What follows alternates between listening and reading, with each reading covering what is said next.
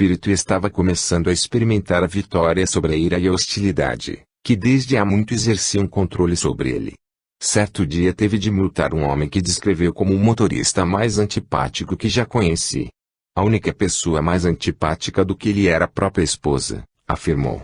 O patrulheiro descreveu assim sua experiência: enquanto eu preenchi o talão de multa, eles me xingaram com todos os palavrões possíveis e com alguns outros novos para mim. Fui educado com eles, como o departamento nos instruiu, mas quando voltei para meu carro, estava tão zangado que senti o rosto em fogo e os cabelos em minha nuca pareciam estar de pé. Lembrei-me então de que não podia entristecer o Espírito Santo. Enquanto os dois iam embora, curvei a cabeça sobre a direção e pedi a Deus que os perdoasse e lhes desse a conhecer alguém que os levasse a Cristo. Levantei a cabeça. Já quase não os via mais, mas tinha dentro de mim um sentimento de profunda paz e amor. Toda a amargura tinha desaparecido. Liguei o motor e segui para desfrutar um dia agradável, em lugar do dia desagradável que normalmente seria de esperar. Ele passou a contar, então, como pôde, naquela mesma noite, conduzir a vítima de um acidente ao conhecimento de Cristo como Salvador. Isso prova, mais uma vez, que o Espírito Santo se ocupa em transformar o temperamento humano. Como andar no Espírito? Muitos livros têm sido escritos a respeito da plenitude do Espírito Santo, mas a maioria não tem enfatizado o suficiente que essa plenitude é apenas o início da vitória cristã. Desse momento em diante devemos andar no Espírito, a fim de que nosso sucesso possa ser duradouro. GL 5:16. Uma coisa é entrar na vida de plenitude do Espírito e absolutamente outra é andar cada dia em sujeição ao Espírito. Da mesma forma que recebemos ordem para enchermos-nos do Espírito, temos também instrução para andarmos no Espírito. Como é um mandamento divino, não precisamos buscar um procedimento complexo ou difícil, porque Deus quer acertar nossa vida e não confundi-la ainda mais. Os seguintes passos para andar no Espírito poderão ser um instrumento para a vida diária vitoriosa. 1. Faça da plenitude do Espírito uma prioridade a cada dia. Você não pode andar no Espírito a não ser que sinceramente deseje isso, e a não ser que ele passe a habitar em você. Como já vimos, e os velhos padrões de hábito voltam furtivamente a nos perseguir. Favorecendo esses hábitos em detrimento da paz de Deus, estaremos satisfazendo os pecados da carne. Sejamos honestos, a luxúria, a preocupação, a autopiedade e a ira nos divertem temporariamente. O resultado final é terrível. Somente quando desejarmos, consciente e inconscientemente, a plenitude do Espírito Santo, mais do que tudo no mundo, é que estaremos dispostos a deixar de lado nossos sentimentos mesquinhos de cobiça, ansiedade, autopiedade e ira. Confesso que mesmo depois de experimentar há vários anos a plenitude do Espírito Santo, tenho prazer na ira. Sob algumas circunstâncias em que acredito que meus direitos tenham sido violados, sinto certa satisfação na expectativa de perder a cabeça. O Espírito, porém, me faz lembrar do alto preço que terei de pagar ao dar lugar a tal emoção e, assim, desisto imediatamente. Nenhum sentimento de ira vale perto dessa abençoada consciência de sua presença. Essa reação se torna, aos poucos, coisa natural, e podemos assim começar a dizer com Paulo: as coisas que eu amava, agora desprezo. Um bom exercício espiritual seria preparar uma lista incluindo o tipo de pessoa que você mais gostaria de ser. Essa lista deveria incluir alguns dos seguintes tipos. 1. Cristão como Cristo, que faça a perfeita vontade de Deus. 2. Cristão frutífero, que ajunta no céu seus tesouros. 3. Companheiro generoso, cheio de amor. 4. Pai, ou mãe, bem-sucedido, cujos filhos seguem a Cristo. 5. Membro ativo da igreja. 6. Empregado ou dona de casa capaz, produtivo. 7. Bom vizinho. Sua alegria na vida depende principalmente da realização dos alvos espirituais propostos, e não da fama, da fortuna, da alimentação e dos divertimentos, que são objetivos das pessoas mundanas e, aparentemente, de muitos cristãos.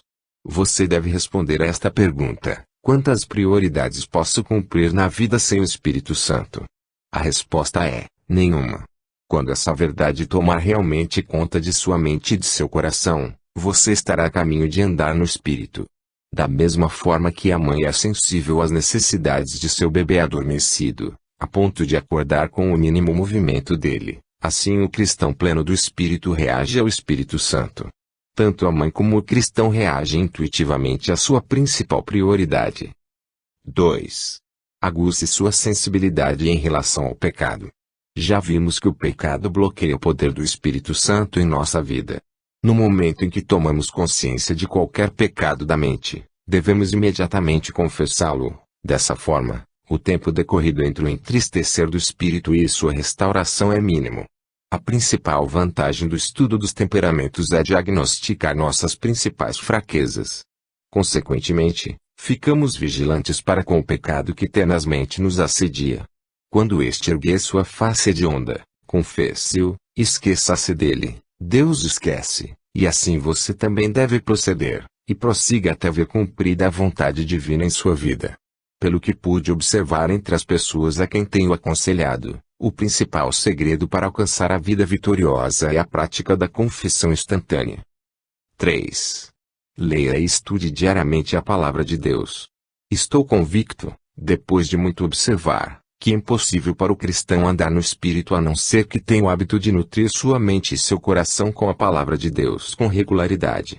Uma das razões por que os cristãos não enfrentam os acontecimentos da vida da mesma forma como Deus o faz é pelo fato de não conhecerem o caminho de Deus por meio de sua palavra. Os sentimentos são produzidos por nossos processos mentais, por isso teremos sentimentos mundanos e carnais se nos alimentarmos da sabedoria do mundo. Uma mente alimentada com a palavra de Deus possibilita sentir aquilo que o Espírito sente quanto às questões da vida. Lembre-se de que leva algum tempo até que a mente seja reorientada da sabedoria humana para a sabedoria divina. Assim, a leitura diária da Bíblia é essencial. Às vezes os cristãos refutam, dizendo que isso os tornaria legalistas ou os escravizaria a um hábito mental.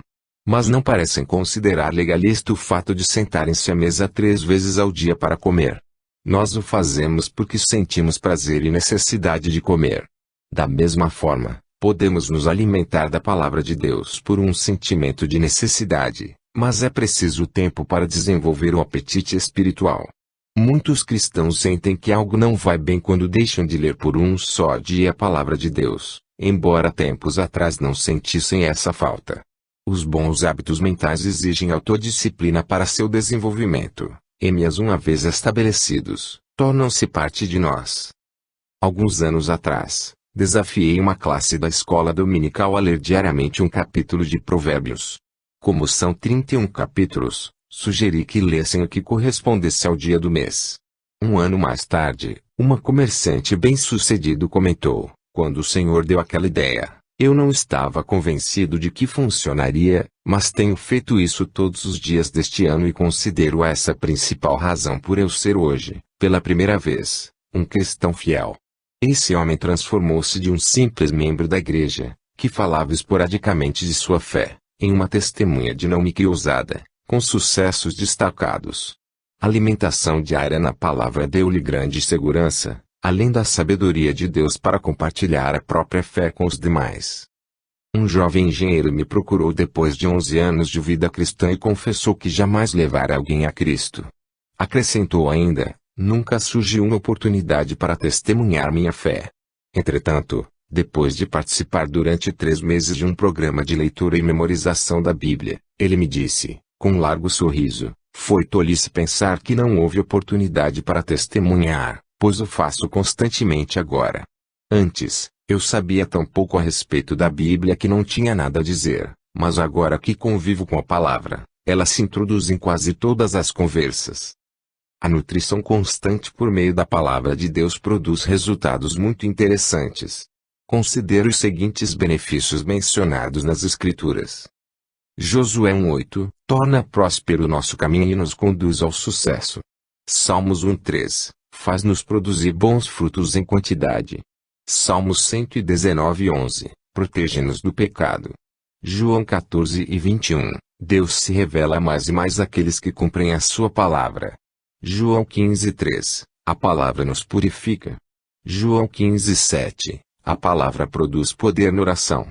João 15:11, a palavra dá alegria a nossos corações. 1 João 2:13-14, a palavra nos dá vitória sobre o maligno. Com esses resultados transformadores produzidos pelo fato de enchermos nossa mente com a palavra de Deus, é uma pena que tantos cristãos vivam uma vida menos eficiente, carregada de sentimento de insegurança, impureza, descontentamento, aflição e incapacidade. A espécie de sentimentos que temos depende de nossos pensamentos, e o cristão sincero deve se perguntar: o que está moldando e preenchendo minha mente? Sua resposta a essa pergunta apontará aos sentimentos que o permeiam, cercam e motivam a cada dia. Uma comparação cuidadosa entre a vida cheia do Espírito descrita em Efésios 5:18-21 e a vida plena em Colossenses 3:15-17 é bastante reveladora. Os dois trechos prometem um cântico no coração, uma atitude de ação de graças de um espírito submisso. A mente repleta da palavra de Deus e por ela controlada terá tanto efeito sobre nossas emoções quanto a mente cheia do Espírito Santo, controlada pelo Espírito. Concluímos então com toda certeza que a plenitude do Espírito e o andar no Espírito dependem da plenitude da palavra de Deus. Com o passar dos anos tenho desenvolvido hábitos que me permitem renovar a mente e, portanto, os sentimentos em relação a Deus. Esses hábitos são: ler a Bíblia e meditar nela à noite. Quando se lê a Bíblia à noite, o subconsciente trabalha por nós enquanto dormimos. A mente digere os eventos do dia, especialmente as últimas coisas em que pensamos antes de dormir. Por essa razão torna-se extremamente proveitoso ler a palavra de Deus logo antes de recolher-se e adormecer com o que se leu em mente. É surpreendente o quanto isso me ajuda a acordar e enfrentar de modo positivo o dia que se abre à minha frente. Se você pode ler na cama, melhor ainda. Procure habituar-se a estudar a Bíblia ao deitar-se, e o subconsciente amoldará seus sentimentos aos padrões de Deus. Outro hábito valioso é a meditação. Para mim, meditar é o mesmo que pensar. A mente está sempre funcionando, e o que determina se ela trabalhará por nós ou contra nós é a nossa vontade. A mente tem de trabalhar por meio dos critérios e das verdades da palavra de Deus se quiser guiar-se para o bem. E aqui surge uma experiência: memorize a fim de poder tirar proveito da meditação, porque não se pode meditar sobre aquilo que não se conhece intimamente. Quer se trate de uma única frase, quer de um conceito ou já de um versículo inteiro da Escritura, é necessário memorizá-lo. Caso contrário, só será possível meditar com o texto diante dos olhos. Um método simples que uso para inspirar meditação é escrever em um papel à parte, em minha Bíblia ou em um caderno, os versículos especiais que trazem bênçãos sobre mim. Decoro ao menos um desses versículos por semana. Pode parecer trabalhoso, mas a verdade é que a maioria das pessoas usa menos de 10% do potencial do cérebro. O esforço para guardar a palavra de Deus no coração beneficia a memória também em outros âmbitos. Não conheço cristão algum mentalmente preguiçoso que esteja andando no Espírito. E os que estão cheios do Espírito são as pessoas mais ativas e espertas que conheço. 4. Evite entristecer o Espírito Santo. O próximo passo para andar no Espírito é uma extensão do passo número 2, aguçar a sensibilidade em relação ao pecado. Efésios 4:30-32 deixa claro que todas as formas de hostilidade, incluindo a ira, a amargura e a inimizade, entristecem o Espírito Santo. Todos os crentes com tendência para a ira devem memorizar esses 3 versículos e desenvolver sua percepção em relação aos sentimentos negativos. Além de fazer uma confissão imediata, devem decidir mostrar-se amorosos e gentis, revelando espírito de mansidão e perdão. Essa graça é absolutamente contrária à natureza do sanguíneo ou do colérico, mas o Espírito Santo desenvolverá no crente nova capacidade para a consideração e o amor. Esse amor induzido sobrenaturalmente é saudável, tanto no âmbito mental quanto no emocional, servindo também para rejuvenescer-nos espiritualmente. Tive oportunidade de aconselhar 2 homens que eram perseguidos de forma maldosa por seus patrões. Um deles foi despedido depois de recusar demitir-se sob pressão. Guiado pelo Espírito, sua reação foi orar junto com a família em favor de seu ex-patrão. Com isso, ganhou a admiração especial da esposa, filhos e amigos e encontrou outro emprego, onde aguarda com alegria que a vontade de Deus se cumpra em sua vida. O segundo homem sofreu um colapso nervoso e me procurou alguns dias depois de sair de um hospital psiquiátrico. Eu nunca vira tanto ódio. O egoísmo e a brutalidade do antigo empregador ainda o faziam sofrer, e ele não conseguia perdoar o ofensor. Se ele ao menos reconhecesse o alto preço que lhe custava esse ódio, perdoaria o homem. Por ter ofendido o espírito há muito tempo, nada sabia a respeito da vida cheia do espírito e hostilidade o estava destruindo. Operando sozinha, a mente o enganava, imaginava que sua esposa lhe era infiel e que os filhos não o amavam e, mais recentemente, concluíra que seus pais também não gostavam dele.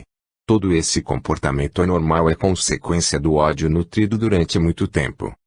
Os crentes são instados a perdoar uns aos outros, não só para a glória de Deus e para o bem do ofensor como também pela paz de espírito do próprio ofendido. Quando você preza, acima de tudo, a plenitude do Espírito Santo, não permitirá que a ira, a animosidade, ou a falta de perdão entristeçam o Espírito Santo. Você sabe que teria de pagar muito caro por isso. Há alguns anos, conversei com um casal que se separara por causa da infidelidade do marido. Ele se arrependeu perante Deus e perante a esposa, e ela resolveu aceitá-lo de volta. O lar foi restabelecido em uma base espiritual. Mas, após um mês, a esposa estava de volta em meu escritório, em lágrimas. Odeio meu marido e não suporto que ele me toque, disse soluçando. Eu sabia que antes da infidelidade, ela o amara profundamente. Depois de pedir a sabedoria de Deus, perguntei se ela havia perdoado o marido por seu erro. Ela se enrijeceu, e seus olhos cintilaram, porque haveria de perdoá-lo. O que ele fez não merece perdão. Como crente, ele sabia que estava agindo errado. O que ela dizia era, infelizmente, verdade. Então expliquei que nenhum de nós merece perdão, mas Deus manda que perdoemos uns aos outros, assim como ele nos perdoou. Quando ela reconheceu que não queria perdoar o marido, e que isso entristecia o espírito, começou a orar. Esquecendo o pecado do companheiro, concentrou-se nos próprios pecados de ressentimento, ódio e falta de perdão. Levantou-se dali como uma mulher transformada. Hoje ela é uma cristã radiante, cheia do espírito, que ama o marido com alegria, maravilhosa recompensa por ter concedido perdão àquele que não merecia ser perdoado. A importância da vontade torna-se aparente nesse ponto do processo de vincular-se ao Espírito. Diante do golpe da injustiça ou da ira de alguém, somos forçados a odiar o ofensor, ou então a perdoá-lo e orar por ele. Todos os nossos sentimentos, assim como andar no Espírito, dependem dessa decisão. Não se surpreenda ao falhar repetidas vezes no início. Apenas esteja certo de confessar o pecado tão logo perceba que está entristecendo o espírito e permita que ele restabeleça seu caminhar. Conforme você se decide a perdoar, deixando que o Espírito Santo reaja com paciência e amor, sua fraqueza de temperamento estará se transformando em força. 5. Evite extinguir o espírito por medo e preocupação. De acordo com Tessalonicenses 5:16-19, extinguimos o Espírito Santo quando duvidamos dele e não permitimos que nos guie pela vida. Quando um crente diz, não compreendo por que Deus deixou essa coisa horrível acontecer comigo, apaga o espírito pelo medo, e não anda nele. O cristão confiante em Deus poderia enfrentar a mesma situação e dizer, agradeço a Deus porque Ele está controlando minha vida. Não entendo o que está acontecendo comigo neste momento, mas confio em sua promessa de que nunca me deixará e que suprirá todas as minhas necessidades. Tal pessoa continua a andar no espírito e sente-se bem, apesar das circunstâncias adversas. Já vimos que os melancólicos e fleumáticos têm predisposição para o medo, assim como os temperamentos mais extrovertidos têm predisposição para a ira. Alguns possuem uma mescla do temperamento introvertido e extrovertido e dessa forma podem ter problemas graves em razão do medo e da ira. A graça de Deus nos basta para eliminar ambos os problemas por intermédio de seu Espírito Santo. Mas quem possui essas tendências precisa tomar cuidado com a reação que terá quando surgirem situações aparentemente desfavoráveis. Se em seu íntimo você murmura ou se queixa, já extinguiu o Espírito Santo. Isso pode ser remediado de imediato, se estiver disposto a reconhecer seus queixumes induzidos pelo medo, como de fato são, pecados, e a pedir que Deus modifique esse hábito, concedendo-lhe a plenitude de seu espírito. Com certa frequência encontro pessoas que dizem, já tentei isso, mas não tive resultados. é que elas simplesmente tentaram escapar de uma dificuldade indesejável, pela confissão de suas queixas, em vez de aceitar o problema e agradecer a Deus. Deus não está tão interessado em mudar as circunstâncias, como em transformar as pessoas. Não é vantagem nenhuma viver sem preocupação quando não há nada com que se preocupar. Vitória é encarar um problema que em geral nos causaria grande preocupação sem fraquejar. O fato de ser cristão não isenta ninguém de dificuldades. Disse Jó, o homem nasce para as dificuldades tão certamente como as faíscas voam para cima. Jó 5:7. Jesus avisou-nos de que no mundo teríamos aflições, e a Bíblia ainda diz que as provas impostas por Deus servem para nos fortalecer. Muitos cristãos são reprovados nos testes quando procuram eliminar as tribulações em vez de renderem obediência ao Espírito. É impossível para o cristão inclinado ao medo andar no Espírito sem que seja fortemente inspirado pela palavra de Deus, a fim de revigorar sua fé. Quanto mais sua mente se encher da palavra de Deus, tanto mais seus sentimentos se inclinarão para a fé. Mas os ansiosos em geral gostam de apregoar sua triste situação, sobretudo quando Deus observa a cena comovente. Quando tais pessoas oram, muitas vezes se sentem ainda pior. Enquanto oram se lastimando, seus infortúnios ficam mais profundamente gravados na mente e, no final das orações, acham-se em piores condições do que antes. Isso não quer dizer que orar seja um erro, mas o tipo errado de oração é prejudicial. Devemos examinar a palavra de Deus, a fim de descobrir qual será a oração proveitosa. Todas as pessoas que vivem constantemente preocupadas devem procurar memorizar o texto de Filipenses 4:6-7. Não andem ansiosos por coisa alguma, mas em tudo, pela oração e súplicas, e com ação de graças, apresentem seus pedidos a Deus. E a paz de Deus, que excede todo o entendimento, guardará o coração e a mente de vocês em Cristo Jesus. Esses versículos indicam que a oração deve ser acompanhada de ação de graças.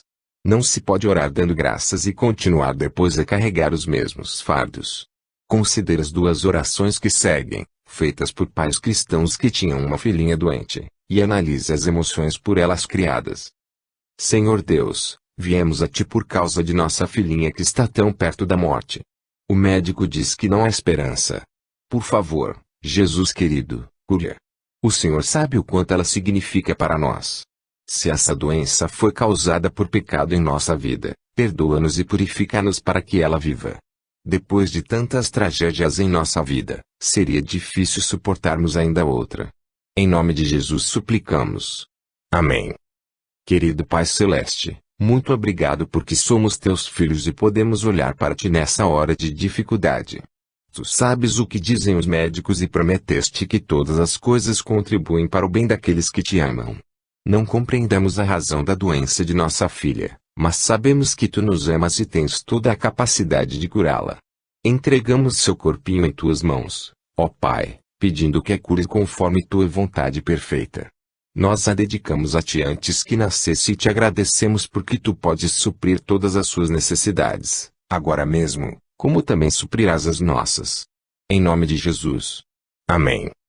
Fica evidente que pais sentirão a paz de Deus e os que torcerão as mãos em angústia nessa hora de grande aflição. A diferença está em aprender por meio da palavra de Deus qual deve ser nossa atitude de gratidão. Para que você não pense que a oração acima é apenas uma hipótese, quero partilhar com você uma experiência pessoal. Temos uma linda bonequinha loira de olhos azuis chamada Lori, enviada por Deus. Ela é a menina de meus olhos. Há 5 anos, quando estive ao lado de seu leito de dor no hospital infantil, fiz essa oração. Francamente, não sei como as pessoas sem Cristo conseguem passar por tais provações. Eu e minha esposa podemos testemunhar que, apesar da febre elevada e do delírio de Lori, e sem que nos fossem dadas esperanças palpáveis de salvá-la, Deus nos concedeu paz em meio a tanta angústia. Mas foi só quando oramos em ação de graças ao lado de sua tenda de oxigênio que recebemos essa paz. Se sua inclinação é preocupar-se ou queixar-se, descobrirá que não é uma pessoa muito agradecida. Talvez você seja excelente pessoa em outros aspectos, mas, a não ser que aprenda a ser grato, andará distante do Espírito e sua felicidade não perdurará. O segredo que nos leva a uma atitude de ação de graças é conhecer intimamente a Deus como Ele se revela na palavra. Isso requer leitura bíblica, estudo e meditação. Quando sua fé for firmada pela palavra, será mais fácil dar graças, mas ainda assim se trata de um ato da vontade. Se você não aceitou viver sob a total orientação de Deus, será inevitável se queixar, porque duvidará que as coisas possam correr bem. A dúvida apaga o espírito e desvia-nos do verdadeiro crescimento. Há alguns meses experimentei um trauma emocional devastador, o maior desde que meu pai morreu. Durante 3 anos eu vinha trabalhando em um projeto extremamente necessário para nossa igreja, uma nova propriedade. Depois de muita oração e muito trabalho, resolvemos confiar em Deus, esperando que Ele fizesse o impossível. Compramos 43 acres de terra próximo de 2 estradas de rodagem, ao custo aproximado de $500 mil. Considerávamos que fosse a localização mais estratégica na cidade para uma igreja em pleno desenvolvimento. Eu tinha comido, dormido, orado e vivido esse projeto durante aqueles 3 anos. Na verdade, este livro teria sido publicado um ano mais cedo se o planejamento não houvesse tomado tanto tempo. De alguma forma os políticos locais se envolveram no assunto e alguns dos líderes da cidade começaram a se opor à mudança de zoneamento necessária para que construíssemos naquela propriedade. Durante 2 anos estivemos em luta constante com a prefeitura. Gastamos milhares de dólares de honorários pagos a advogados e engenheiros e a mesma quantidade em homens-hora. Durante todo esse tempo, mantive a certeza de que as plantas seriam aprovadas e nós construiríamos um lindo templo para a glória de Deus.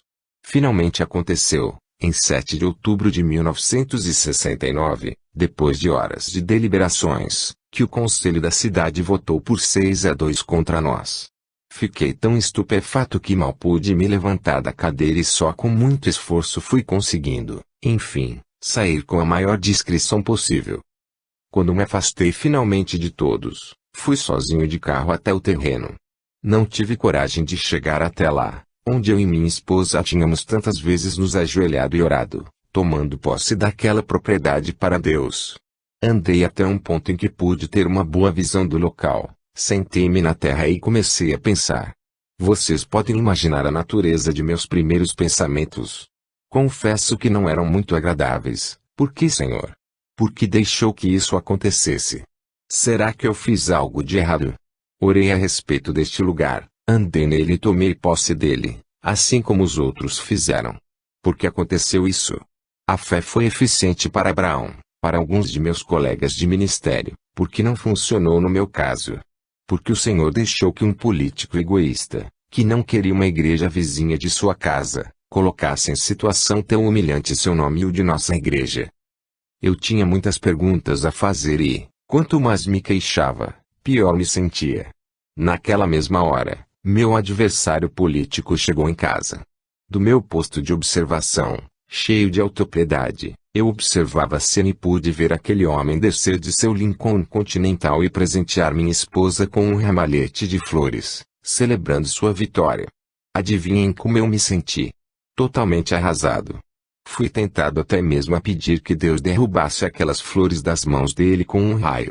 Mas o Senhor esmagou aquela tentação. Durante 2 dias passei pela pior crise de depressão que já experimentei. Finalmente percebi que eu estava apagando o Espírito Santo e andando em um estado muito carnal. Então pensei, aí está você, autor de um livro com um capítulo inteiro sobre como curar a depressão. Um pregador que desafia os cristãos a não se deixarem vencer pela depressão, deprimido. Por que não pratica o que prega? Depois de confessar meus pecados de autopiedade, dúvida, queixumes e murmurações, comecei a agradecer a Deus. Agradeci por seu poder e sua orientação e reconheci que, embora eu não soubesse o que ele faria, o problema realmente não era meu, mas dele, Deus. Algo realmente maravilhoso aconteceu naquele dia.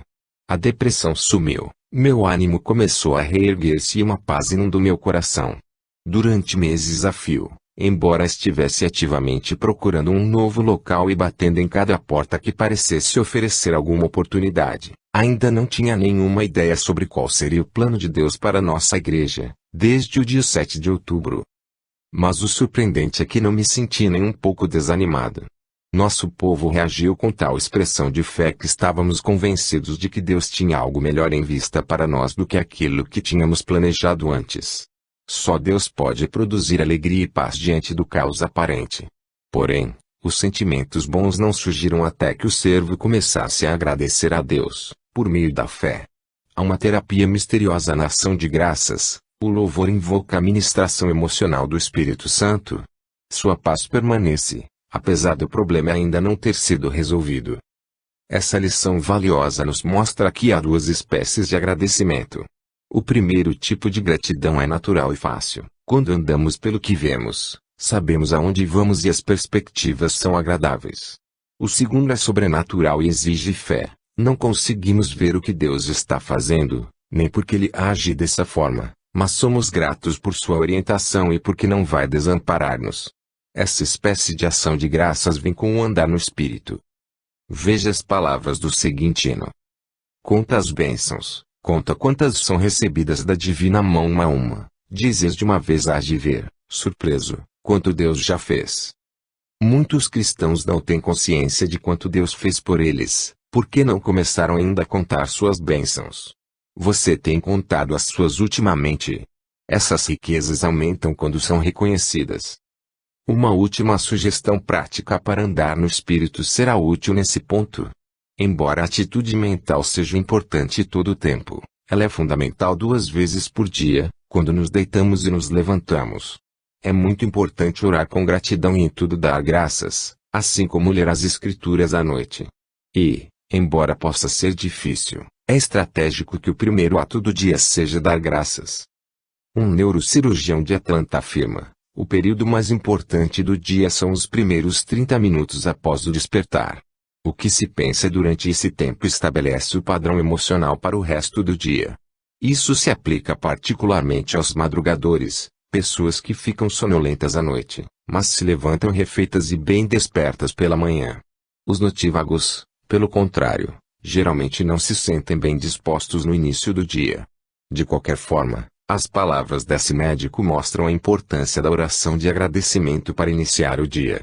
O salmista nos ajuda. Este é o dia em que o Senhor agiu. Alegremo-nos e exultemos neste dia. SL 118:24. Depois de iniciar seu dia com louvor, entregue-se novamente a Deus conforme diz Romanos 6:11-13. Diga-lhe que está disposto a partilhar sua fé com os necessitados que ele lhe enviar. Entregue seus lábios ao Espírito Santo e deixe que ele inicie a conversa. Ande no Espírito e você produzirá frutos para Deus. No momento em que sentir que entristeceu ou apagou o Espírito, confesse o pecado, e mais uma vez peça sua plenitude. Ao seguir esses passos, seu temperamento será realmente transformado. Fim.